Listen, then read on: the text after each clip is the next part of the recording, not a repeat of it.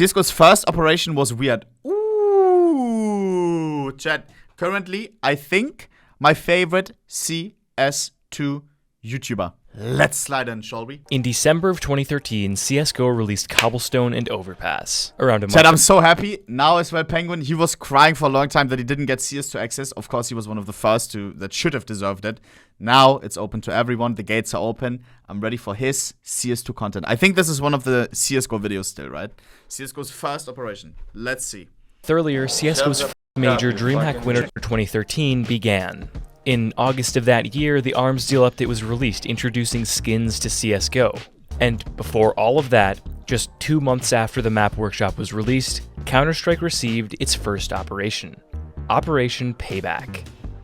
Chat, who played this? The video is brought to you by Skins.cash. Skins.cash is a trusted online platform that allows gamers to sell their skins, weapons, and other virtual items for real money. With over 8 years of experience and a large community of users. No front, but 8 years I've never heard of the site. Skins.cash is the go-to destination for gamers who want to cash in on their in-game inventory. At Skins.cash, you can quickly and easily sell your virtual items for cash. The process is simple. Just log in with your Steam account, select the items you want to sell, and receive your payout within minutes. But that's not all. Skins.cash also offers a range of other features that make it the ultimate. I wonder what those sites buy for. Because there's a lot of them, right? There's like Shadow Pay and stuff. Like there's a lot of these instant cash on sites. And usually, of course, they pay a convenience, they take a big convenience fee, you know, when you could sell it like on a marketplace for the normal price minus the 10% fee or whatever. Those sites sometimes take like 20%, 30% because it's all automated and they don't want to take risk, you know. Ultimate destination for gamers. You can earn rewards for referring your friends. Plus, the site has a robust support team that is always available to assist you with any questions you may have. Skins.cash is committed to providing a safe and secure platform for gamers to sell virtual items. The site uses state-of-the-art security measures to protect your data and ensure that your transactions. This is just me. If I was company, I wouldn't be flexing a 4 Trustpilot. 4 is kind of low, no? Because many, doesn't almost every site have 4.9 or something? Are safe and secure. If you're looking for a reliable way to turn your virtual items into real money, look no further than Skins.cash. Join the site today and start earning money from your in-game inventory. Okay. I thought they have decimals. CSGO's first operation was extremely different to what we know now. It was very bare. As I mentioned earlier, this operation was released before the inception of skins. As such, there weren't any operation skins or in operation case, as has become standard in operations since. But it wasn't just this. The rest of the experience was also quite bare bones. While yes, the Operation Pass did only cost $5.99, which is a lot cheaper than now, all it granted you access to was another casual matchmaking group with 7 operation maps, the majority of which were actually hostage maps. More on those later. What's interesting is that even though there was no official Operation Payback case, the original CSGO weapons case used the Operation Payback icon. So I guess the original CSGO Weapons Case 1 collection was kind of like a payback case. I mean, it was released during the duration of Operation. Yeah, this is still so crazy to me. This was the first CSGO case ever. When they released skins. The Arms and Deal collection. And in that exact case is literally, in my opinion, one of the coolest, most significant, and even if they would release it nowadays, I would still be mind blown. The AK case art. Literally the first case. You have to realize, chat, they cooked up skins, right? Nobody else had patterns, floats. They cooked up all of that in-house and they nailed that from the beginning. That is so insane to me, bro. From the beginning, they knew what they were doing with pattern indexes, with float. That's so crazy to me. Nailing it from the beginning, not adding in floats after a year of seeing, okay, skins are kind of cool, let's add some more to it. No, the 3 pillars, floats, the skin itself, and pattern indexes, were there from day one. Nailing it. So nuts. CSGO Weapons Case 1 collection was kind of like a payback case. I mean, it was released during the duration of Operation Payback, so it serves. Imagine the guy cooking up skins, maybe they didn't do patterns. I wouldn't be sitting here right now. Because I wouldn't be so intrigued by it. Patterns and floats is what's so intriguing to me. Scratch patterns and everything. Sorry for waffling, but you know what I mean, chat? It's so nuts to me. From day one, it's so simple, but it's so in-depth. Like, if you start looking, it's so crazy to me. So this crazy. Purpose in every way except for by name. No pussy pattern. I'll stop pausing. There also weren't any operation missions in this operation as there Hans van Dijk pattern, you met like from day one. have been in the recent few. The old way that the operation coins worked was that you had to clock in a certain amount of hours to level up the coin. For the silver coin, you needed 10 hours on operation maps, and for gold, it was 50. There was no diamond coin at this time. The most interesting thing about this operation is unquestionably the maps though, because that's kinda all that it had. A lot of these maps are quite extraordinary when compared to maps included nowadays. Something kinda funny in hindsight is that more than half of the included maps were hostage maps. This was actually only a little bit after the hostage game mode was updated to be like it is today. Before that, it was the same as it was in Source in 1.6, where you needed to rescue all of the hostages, and they follow you rather than you picking them up. So I guess Valve needed maps for their new game mode, as even though this was a long time ago, Diffuse was already seen as the far superior game mode. Museum was FMPwn's first officially included map in CSGO. It's a very beautiful map for the time, but my favorite thing about it is the way that the map plays. That is nice. Bro, FMPwn, so skilled, no? FMPwn, correct me if I'm wrong, creator of Cash as well, right?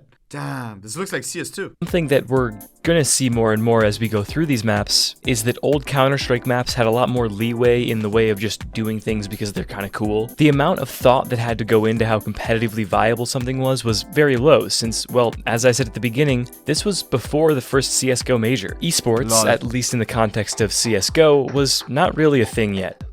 Downtown is another pretty cool and interesting map. It follows the trend that you'll see for nearly all of these maps in that it doesn't really look or feel like a Counter-Strike map, and I think that's pretty cool. It takes place in a bank, and there are only a few ways in, giving a kind of interesting infiltration kind of gameplay. Thunder is actually not an original map. It was created by Christopher Audi, the guy also known for Inferno, Aztec, and Vertigo, for Counter-Strike 1.1. Oh my... LOL! I never knew that. Chat, I'm not a Vertigo fan, I'm not an Aztec fan, I'm a... Strike 1.1. A mapper named H. Grunt recreated it for CS. Is actually not an original map. It was created by Christopher Audi, the guy... I'm a Christopher Audi fan. Chat, the only maps that I've ever played, I'm a one-trick pony, right? I have probably like hundreds and thousands of games on Vertigo. Before Vertigo was there, I played Aztec, and then after Aztec was there, I played only Aztec. Only Aztec. It got removed, I played only Cobblestone. It got removed, I played only Vertigo. Aztec and Vertigo are created by the same guy. That makes so much sense. They have the best playstyle. This guy knows what he's doing, bro. We need more maps by this guy. God damn, I'm a fan of this guy. Christopher Nolan, oh? What a legend. Also known for Inferno, Aztec, and Vertigo, for Counter-Strike 1.1. A mapper named I never knew, bro. Same guy. Same guy. My favorite map, same guy.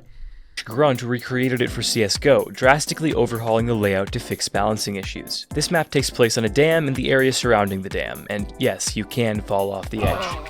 He's dead? Nah, bro, chill.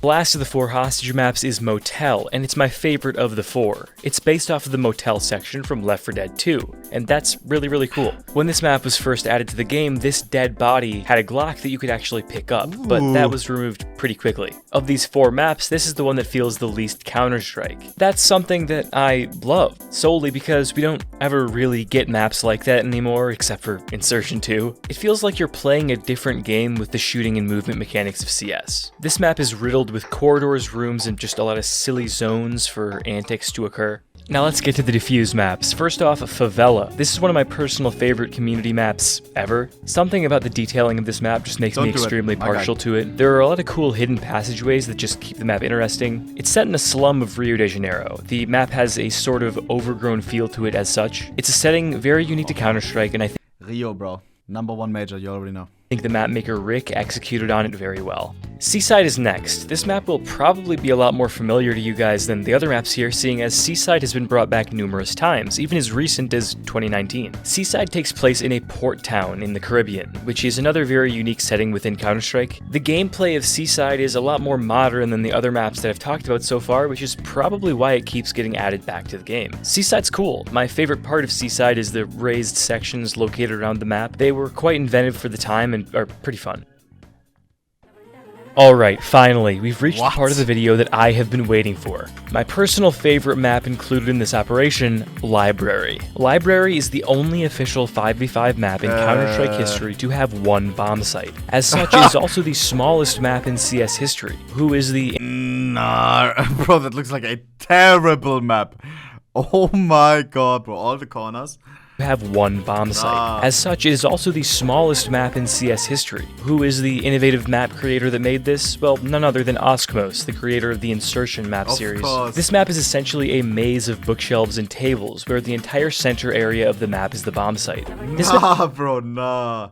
The body blocking on this map goes crazy, huh? map is not balanced in the slightest, but I don't care. It's awesome. You can climb on top of the bookshelves and risk being shot from behind to get info where the enemies are. You can stick to the more open edges of the map and try to spot those within, or you can dive head into the shelves and hope that your finger moves faster than whoever you run into. This map is a labyrinth of sounds and bullets unlike any other map in Counter-Strike history.